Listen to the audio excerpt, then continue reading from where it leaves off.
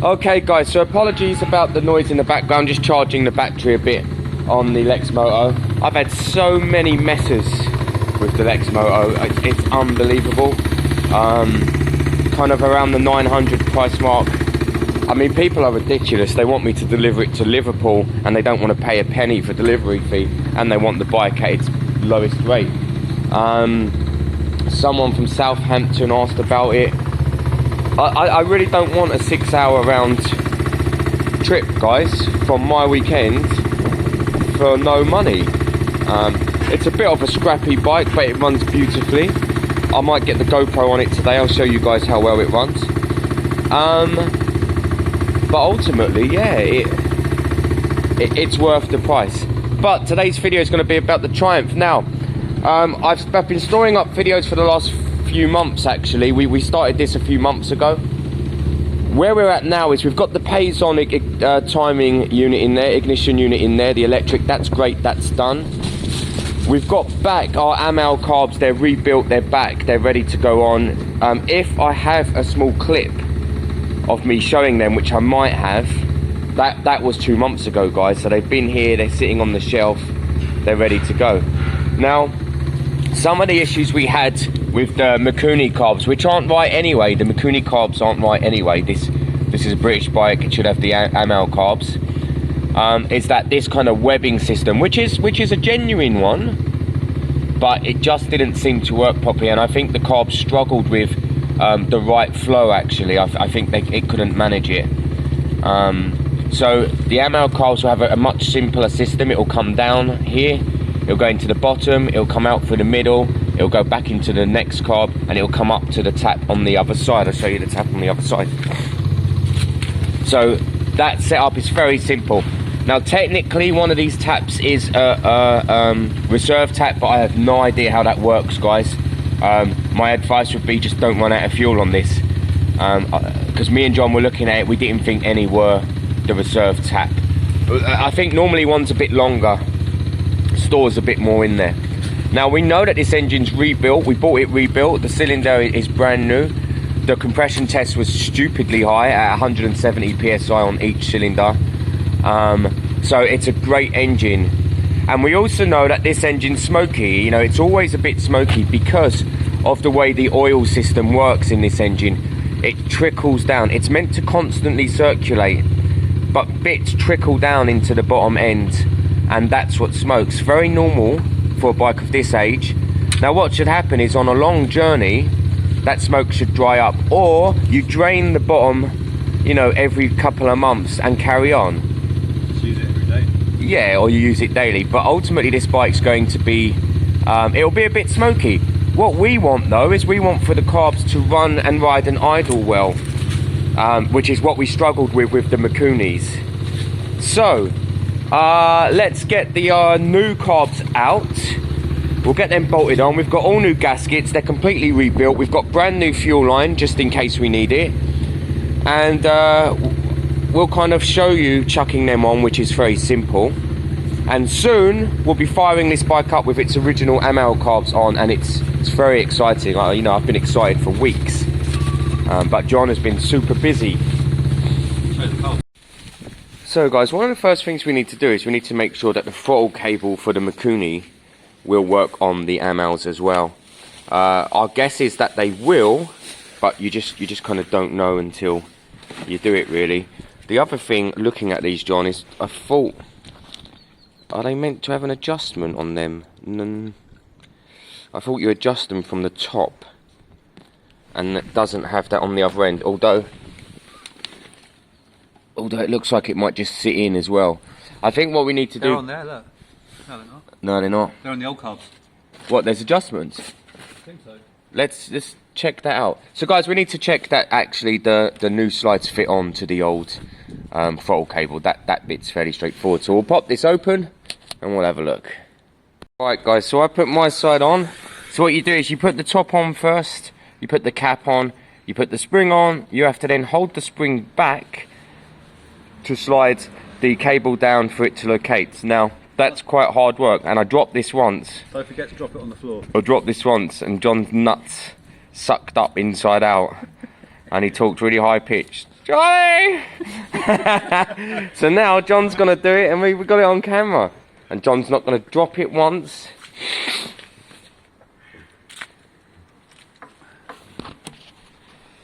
Don't worry, just don't worry, John, the camera's not there, mate.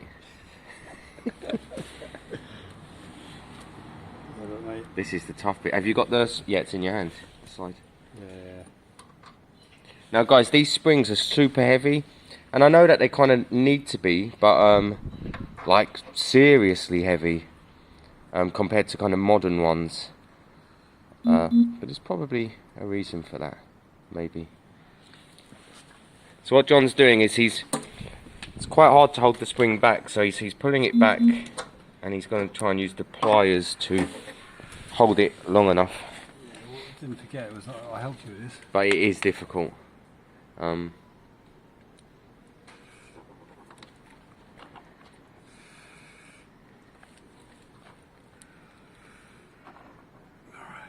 That's the one. Right, So here, let me, if I grip it. Tough old spring, isn't it, John? Yeah. Right, I've got that for a minute. Okay, so now we kind of need to, that's it, exactly like that, John. Mind your hand though, I don't want to pinch you. Right. Right, see if you've got enough, you might have enough room there. No. No? Right, 1 minute. Right, guys, I'm going to put you down, we're going to get this done. Oh no, we need the spring up, John, to put the, yeah. So guys, put the spring up for a second, because you need to put the needle in. Here, I've got you the needle here. Middle clip, yep, mine was on the middle as well, guys. Needles just sit down and then the spring tensions them.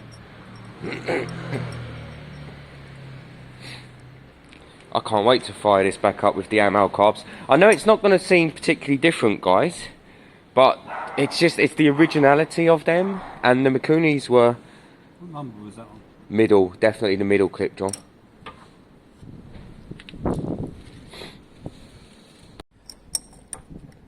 There it is. All good? Yep. Let's have a look in there. Spot on, lovely. So, that's great. Next bit's quite simple, guys. Gaskets on. We're using 2 gaskets for this one. One that sits flush against the actual housing, and of course the O-ring that sits within the carb in there. Where is your O-ring? Has it fallen out or? We have. It's in that carb. It's in a packet. There's one in there, and there's a spare. You got a spare? Yeah, he's got it in his hand. Okay, guys. Next bit's quite straightforward. We put the carbs on. We just sit them flush with their gaskets on, and we nip them up. That bit's, you know, easy enough. So you'll see that in a second. Right, guys. So we're at a standstill now. Here's the issue: the Amal carbs go onto here, but they brush up against the cams. So we need the spacer now. Funny enough, me and John have talked about this spacer.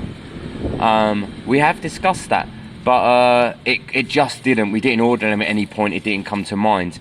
So, bit of a standstill there for the time being. But a local shop does have them. What he needs is the bolts to go into here. Now, here's my slight concern, while John's listening up in the background. Extracting the old nuts. So we know this one's loose by hand, that's good. Now what I would normally do, for the spacer we do. Spacer goes on there. Do you think there'll be enough? Ah, yeah, there should be enough. Yeah. Ah, John's right. Yeah. John's right, actually. Yeah, so we won't need to. So great, so these guys, but then we don't need to worry about him finding the screws. Well, let's go down and see him and see what he's saying. So These these guys are, they say they have the spacers, so we're going to pop down. Can you park there? I don't know where it is, John. South London. How far is it? It's nearer than Castle, I think.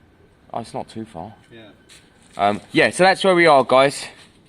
So, guys, obviously, we've been talking about putting on the extenders, which we'll show you later. But the studs in here are fixed, and somebody cut these bolts short. Now, obviously, at my garage, we have all the right tools. So what you see John using, which I've used once in the past, is a stud extractor. And what it does is it clamps down onto the actual stud, and it kind of bites in, and then you wind it out. There it is. So it bites down, winds the stud out. Honestly, guys, I've used this tool once, and I didn't even know what it was for. But so nice, because me and John all week actually have been contemplating this. And funny enough, John, I sent you an eBay clip of this tool. Yeah. And then I thought, hang on a minute, I noticed this tool. It's been one in my garage for 15 years. And there it is, guys. Now, guys, no joke, we tried grips. We tried putting 2 nuts on and taking them off. We tried everything last week. So having these tools, honestly, this was a tenner. It's a stud extractor. Saves so much hassle, definitely. So consider it. Also, guys, yes, notice that the car is gone. The car is gone. Sold it to scrap last night. Just couldn't be bothered messing with it. Okay, so guys, in the light now you can see how the carbs go on with the spacers and they clear the head. That's exactly how it should be. That's stock, basically. The gaskets we're using on that side, they're a little bit big, but we can trim them. There's no issues there at all. We're kind of close to the stage where we could fire this up at some point. John, I see what you mean about the bottom. The fuel.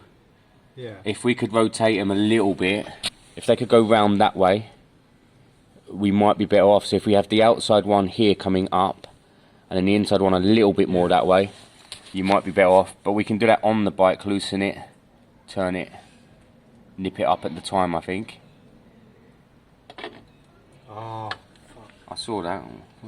What was it? O-ring. Yeah, got it. Yeah. Can I use grease in O-rings? You can put a bit of grease on it just to hold it while you're securing it. Yeah. Good old trick. It'll burn a little bit when you fire up, but it'll burn off quite quickly. It won't burn the roll though, will it? No, it'll be fine. Alright guys, so I was just saying to John how long this stuff takes, you know. I'm over there doing the little brat bike. John's been here doing this. It's hours, guys. It's hours and hours. But it's also very satisfying. We got the Amal carbs on now. They're on, they're set, they should be okay. We're going to be doing first startup again in a minute. The fuel's not been sitting too long. Probably 2 weeks. So it will still be fine. And we haven't yet got any air filters. These bikes at the time, they didn't really use the air filters though. A lot of people use the open velocity stacks. You can buy them open velocity stacks now with a bit of mesh, but they're well pricey for what they are. We don't want to use cones. Cones look silly on these bikes. We really wanted to use pancake filters, but they won't fit now looking at them. So I think we'll end up looking at little velocity stacks or something, or whatever, you know, suits John really. But in a couple of minutes we'll be going for first startup. We're going to connect the balancer on, so that we get the carbs balanced immediately, and then we'll connect up the ports so that they're blocked off to each other. And you know, the Mikuni carbs we had on this were good, but they were very hard to get balanced and to idle properly and this and that. We want these to be kind of better. And the Mikuni carbs apparently start easier, because these aren't the premium Amals, these are the standard Amals. But then you do have an enrichment screw, and I think what this does, John, is it squirts fuel up, doesn't it? Yeah. Yeah, so it squirts a bit of fuel up, guys. Primer. It's a primer, squirts a bit, and then it does the job. On modern scooters and stuff, that happens on the throttle. It primes it on the throttle, funny enough. Is that better? So good. That looks better, yeah, much better, John. So in a minute or two, guys, we'll be firing up. Now remember, I have to go back. These videos we've been filming over a couple of months, maybe a few months. So on the video, it's not that long ago, we've just done the Payson electric unit, which we tested. That did work, but we probably need to get it fine-tuned. We need to get it clipped on and fine-tuned. Although the bike did start up and run and ride. And then we fixed that, didn't we, John? Yeah. Yeah. And now, of course, with the original carbs on, we're going to see how we are. These have been fully rebuilt, guys, inside and out. Fully rebuilt, so they should be spot on. Fingers crossed.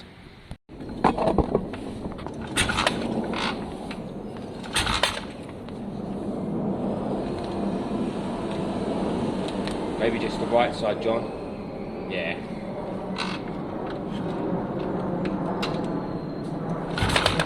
Oh, left off. You would have had it. That's right. That's right. Yep. That's stopped. That's stopped. Oh, what's up? I have ignition. Is it not on? No. Hee.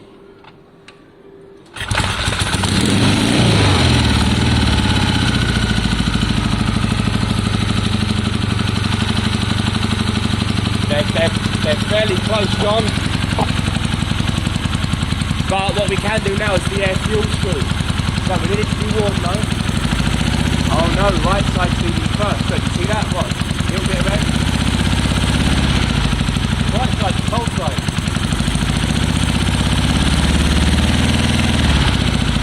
To be fair, they're balanced, but right side's leading first. So let's get it idling, then we'll look at the air fuel.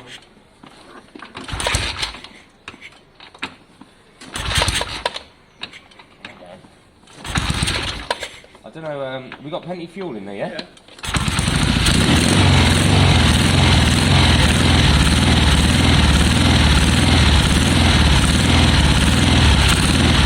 So we need to idle, and then air fuel screws, but I'll put the idles up a quarter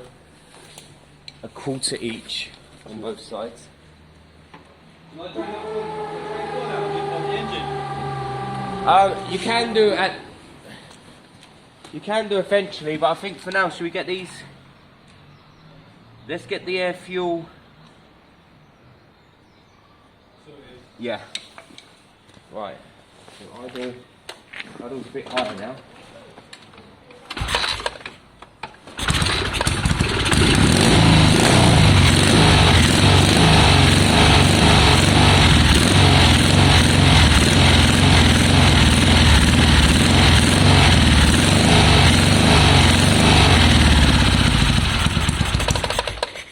Come on, we need you to idle. Alright guys, you can see what's going on here. We need to get it to idle first by messing with the idle screws. Then we're going to play with the air fuel screws till the engine revs at its highest. Then we'll nip them back in a quarter and we'll see what's going on from there. So we just balanced the carbs a little bit more, as in the actual the throttle cables, so that they're opening up at the same time.